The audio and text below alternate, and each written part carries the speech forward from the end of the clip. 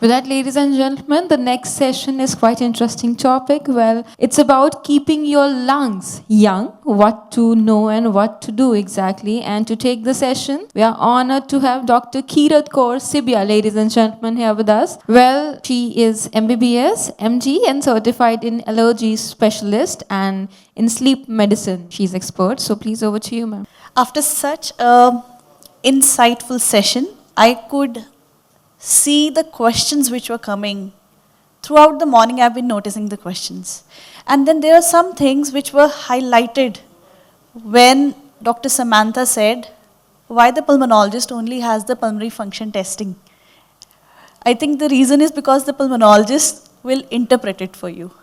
But I agree that by the time somebody comes to us for a diagnosis and we start to evaluate them, most often than not, some damage has been done.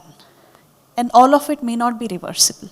Very good afternoon, everybody. I am Dr. Keerat Sibia, consultant pulmonology and critical care at SPS Hospitals, Ludhiana, and at Sibia Medical Center, Ludhiana. Today I'm going to be talking to you about how to keep your lungs young and stay ageless. And I'll try that I am able to give you something that you can do on your own and depend less on hospital visits. So we are all aware that we breathe from our lungs, and that's how oxygen goes into our body, and oxygen is the fuel. Basically, we want our lungs to be healthy so you can have the maximum optimal performance and output, so that you can actually derive the maximum energy possible. While we talk about people who are having unhealthy lungs and people who need to consult a pulmonologist, they will more often than not find a way to the chest specialist. I want to talk about people who think they have healthy lungs but are not aware about the level of exposure. Like we talked, that people who get a pulmonary function test are people who are already having symptoms. But ideally, everyone should have a pulmonary function test at least once a year. Your lungs are at their optimal lung capacity at 25 years of age. After that, your lung function begins to decline every year. So I would like you to make a mental count of the number of exposures that you have while I read out the list of aeroallergens and exposure particles and toxins.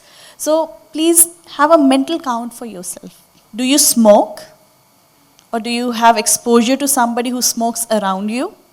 And even when I'm talking about smoking, do you have exposure in sense that you are spending time in an area where somebody else smoked, maybe even while you were not there?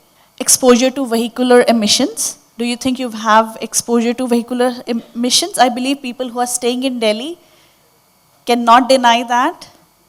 I can't talk about you, but I can certainly say the minute I enter Delhi, I am able to smell the air. Maybe you're used to it now, but it's not normal. Do you think you have exposure to insecticides and pesticides?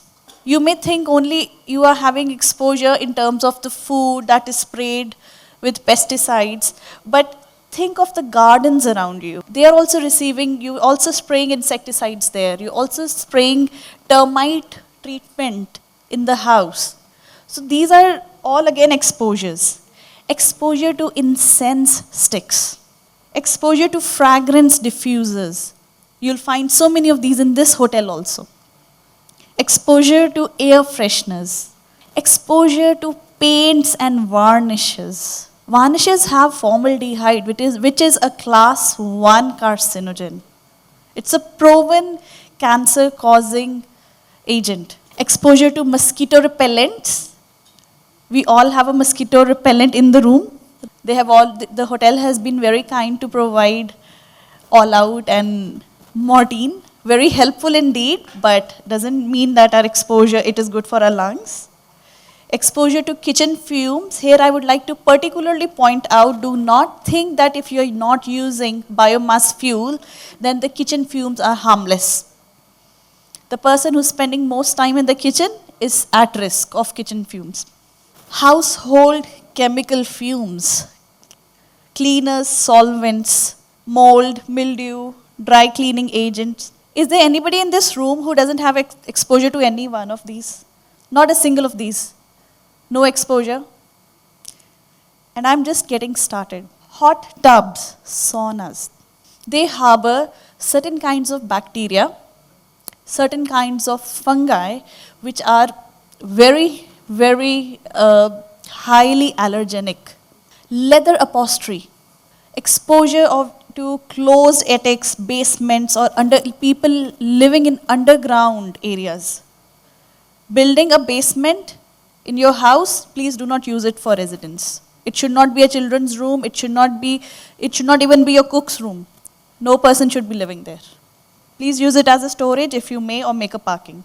Construction or building work inside the house or in vicinity. The emission from construction material is very detrimental to lungs, because your lungs, there are a lot of particles which go inside your lungs and deposit in the lung tissue, and it might never leave your lungs.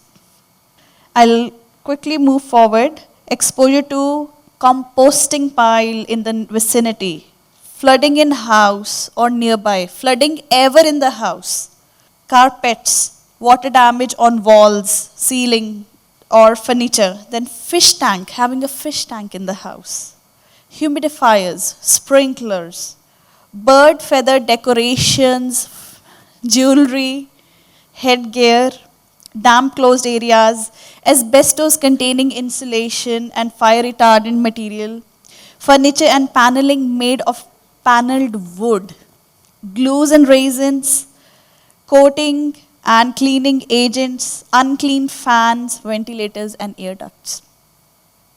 When was the last time the air ducts in your house were cleaned? And most common, pollen, exposure to pollens, fungi, house dust mites, bird feathers, down containing clothing, duvet, jackets, pillows, animal dander, roaches.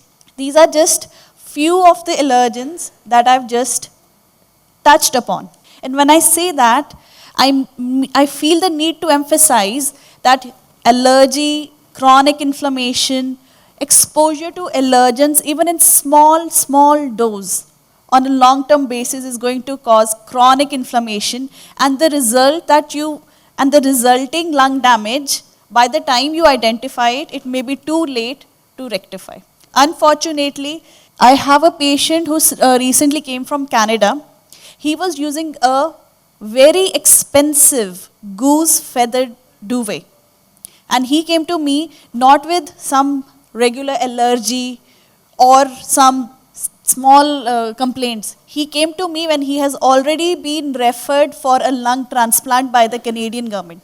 So this is the level of damage that can take place when you neglect things. And I was quite surprised that even though he got to see a chest specialist, after about a year of going through their GP system, whatever the system they have, it's a welfare state, so the system is different, they still did not label him as a hypersensitivity pneumonitis. He has hypersensitivity pneumonitis. The lungs have been damaged because of chronic inflammation. They still have labeled him as a chronic COPD, chronic obstructive pulmonary disease patient. Put him on a lot of inhalers and steroids, and he came to India. So what can be done if somebody has allergy? How do we get to know early? We'll talk about that. But here's what we need to understand. It is not just when the symptoms set in, then you alert and become active. It is not that when you have overt cough or expectoration or breathing difficulty or breathing difficulty on exertion. You should look at other markers as well, like having poor energy levels, chronic fatigue, poor stamina, falling ill frequently. How many times should a normal person get flu in a year? Is it normal to get flu every year? To have a sore throat every time the season changes? Is it normal? For children up to 5 years of age, they can get viral infections up to 5 to 6 times a year. It is normal, but not for adults. For adults, an average viral or the seasonal influenza, the accepted trend is about 1 to 2 times in a year. But if you are getting ill more frequently with upper or lower respiratory tract infections, you need to see what's wrong. You need your pulmonologist to evaluate you further. So we talked about inflammation. I'm sure you heard so much about inflammation over the past 2 days to understand that it causes damage not just in the lungs, but like anywhere else in the body, the lungs are also at risk. And here's the thing, because of genetics and epigenetics, even though somebody else with you has the same level of exposure, is in the same Delhi air or is in the same clean air or same bad air, having the same sort of exposure, you may be aging much faster because of how your body's sensitivity is. This is a very important thing I want to create awareness about. This is very close to my heart. You all know that when someone is smoking, we feel this person is at risk of having bad lungs. But I would like to talk about secondhand smoke.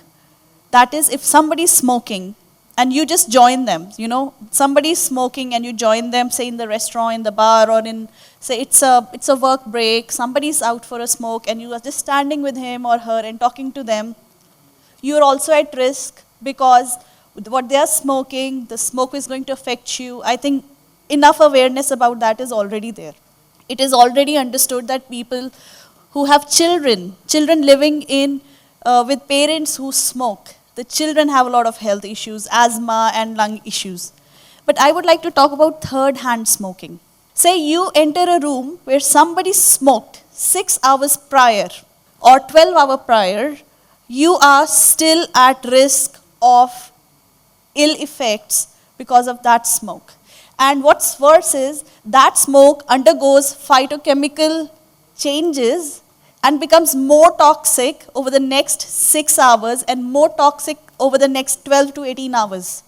So what you are inhaling, just being in a room where somebody smoked 20 hours prior, you're actually getting much more toxic metabolites.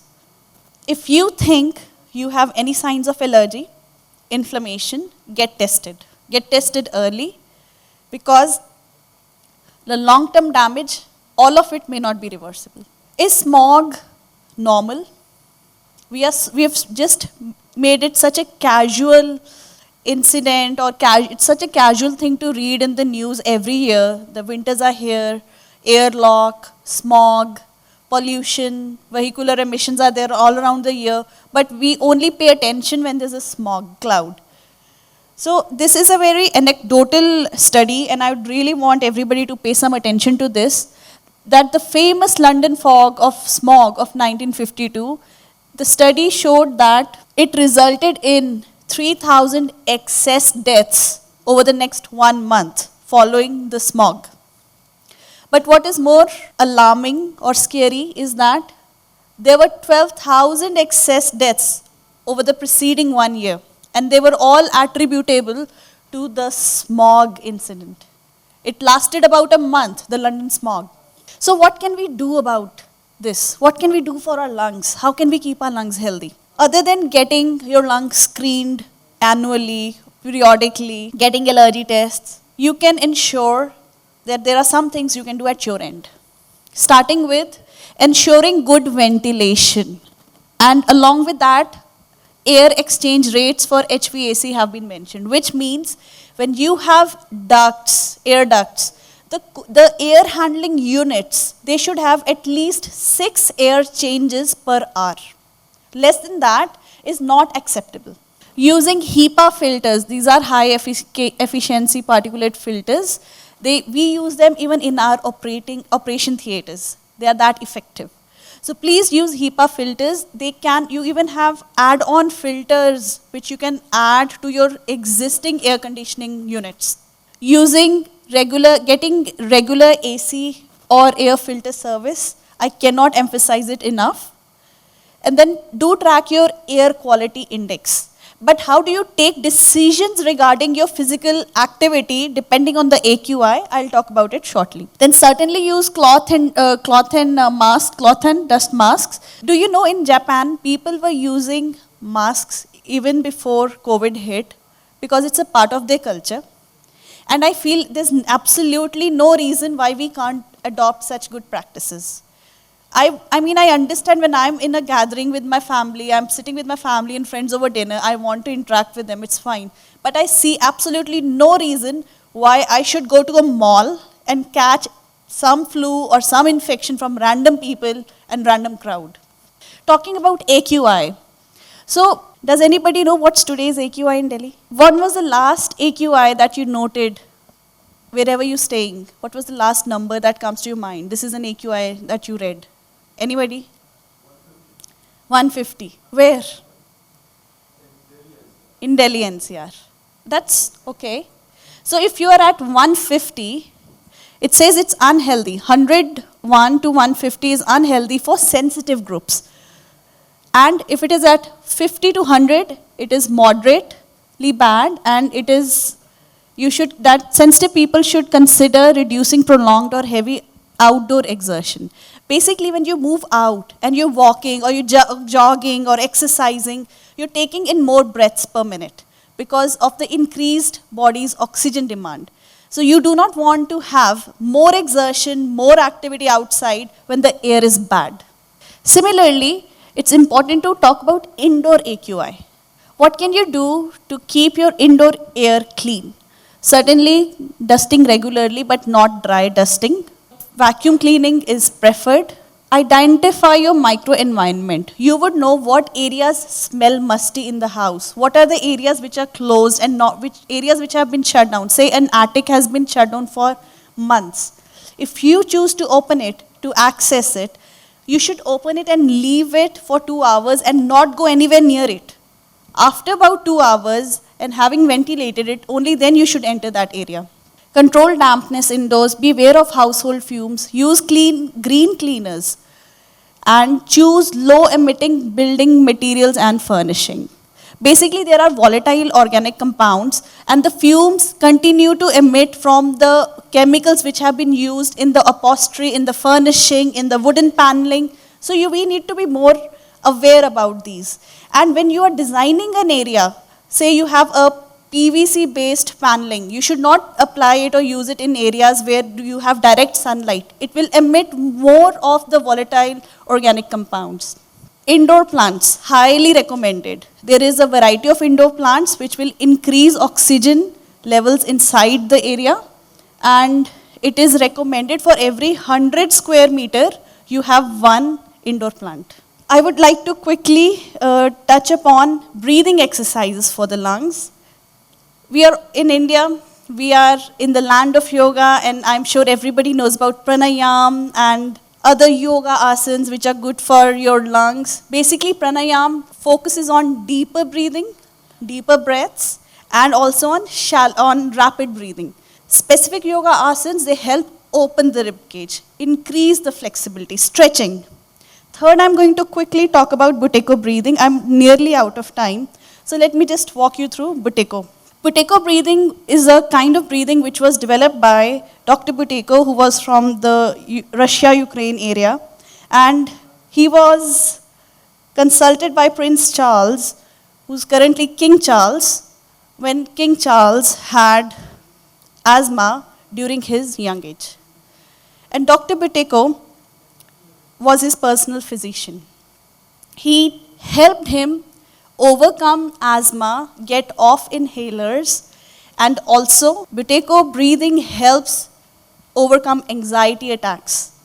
Chronic practice of Buteyko breathing helps in streamlining your breathing, having more controlled breathing, and deriving better energy. Unlike the yoga practices which focus on deep breathing, Buteyko breathing focuses on slow and controlled breathing. I'll give you an example, like sumo wrestlers, they're supposed to be very healthy. Healthy not in the terms of their BMI, but in the terms of their stamina, endurance. And their test for fitness is when they keep a feather under their nostrils, and the breathing has to be so controlled that the feather should not move. This is precisely what Buteyko breathing helps us attain. Before I end, this is a slide. I'm just going to put it up. In case anybody has any specific questions, you're free to contact me. And I have skipped in a hurry, but breathing and sleep are very, very closely connected. If you are not breathing right, if you're waking up with an open mouth, it means your breathing pattern is altered. And getting a sleep study and identifying the fault with the sleeping pattern can help us identify how we can help you. Thank you, everyone, and I wish you all happy times forward and healthy lungs.